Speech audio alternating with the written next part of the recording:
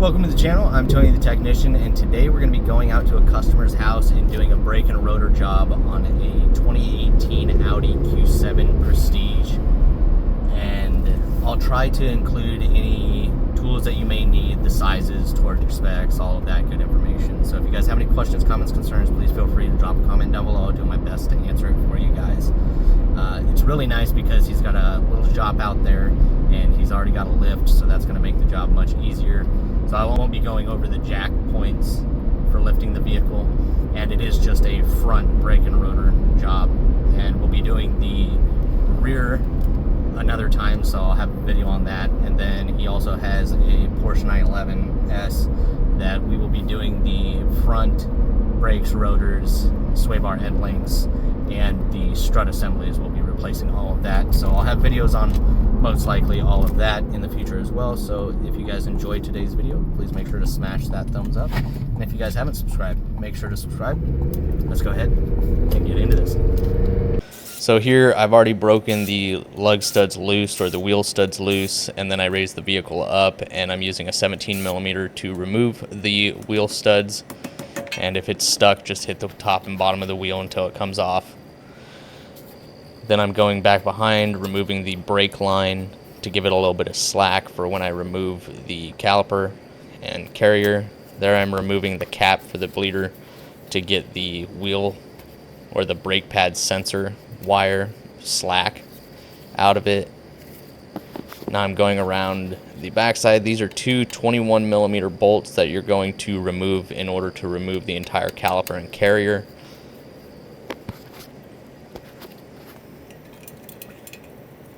You can use an impact. If you have like a swivel socket, it may be difficult to get to it with an impact on one of the fasteners if you don't have like a universal socket.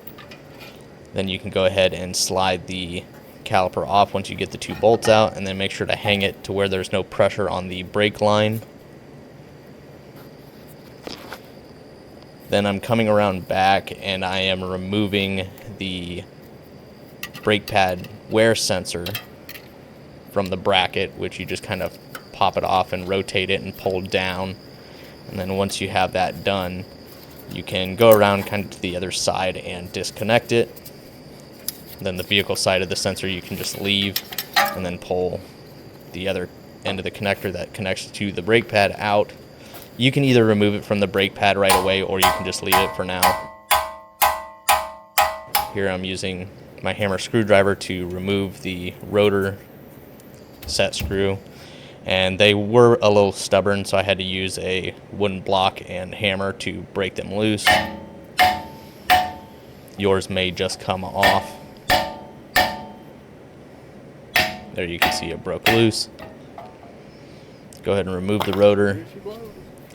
I was just using a little bit of brake clean and a wire brush to clean up the rust and buildup here so it doesn't stick as bad next time. Whoever did the brakes before or the rotors before just cleaned around where the wheel studs go. I made sure to clean up the rest of it a little bit. Now I'm going in and I'm actually removing one side of the brake pad so I can get my compressor tool in there to compress the pistons back in. And I do this nice and slow so it pushes the fluid back nice and slowly. Then I go in and I remove the other brake pad.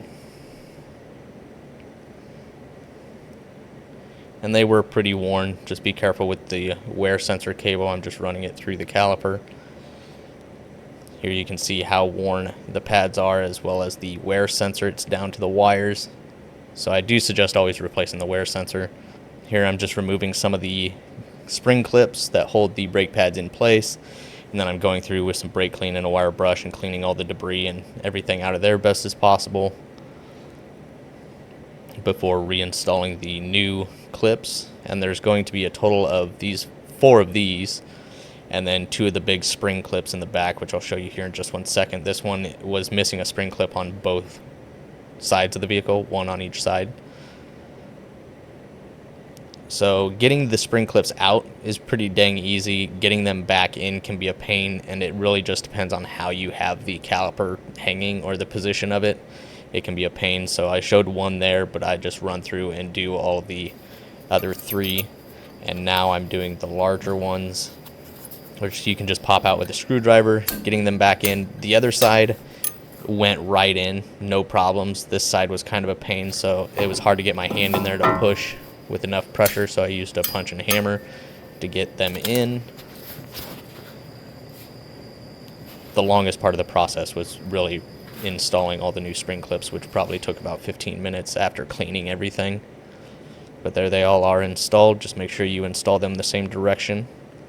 Then here's the new wear sensor, which I will throw a picture up in here so you guys can see the part numbers and everything for what was installed. And these are different, so just make sure that you have the inside and outside pad correct. That one is the one that goes with the inside wear sensor. I'm just going to put the pads in first, and then I'll come through at the end and I'll put the sensor in. It just clips right into place. So when you're pushing this in, one of the tabs may be in the way, so if you need to, you can use a small screwdriver and kind of lift up on the clip, and it should just pop right into place. Now we have both inner and outer brake pads in. We can install the rotor, which you just need to align it with the set screw so you can install that and hold the rotor on. It is a T30 Torx, and I just snugged that up. Then I went through with some brake clean and I wiped down the rotor. I had already done the backside before installing it. Then I slide the caliper back into place, and we're going to reinstall those two 21mm bolts. And then those two bolts get torqued to 145 foot-pounds.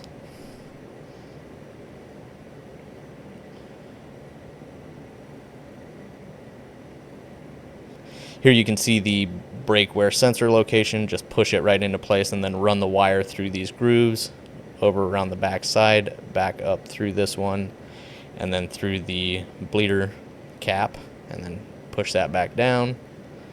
And then you can run the connector to the back, push it up in a sideways direction, and then rotate it to where it locks into place. And then you come around the other side and plug the vehicle side of the connector in.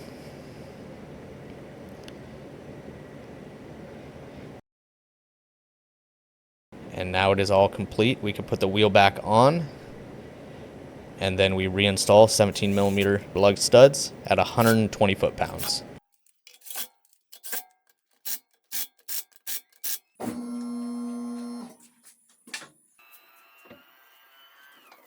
Now I'm torquing them to 120 foot-pounds. But if you guys enjoyed, make sure to smash that thumbs up, drop a comment down below if you have any questions, and as always, subscribe if you guys haven't subscribed, and I'll see you guys next time.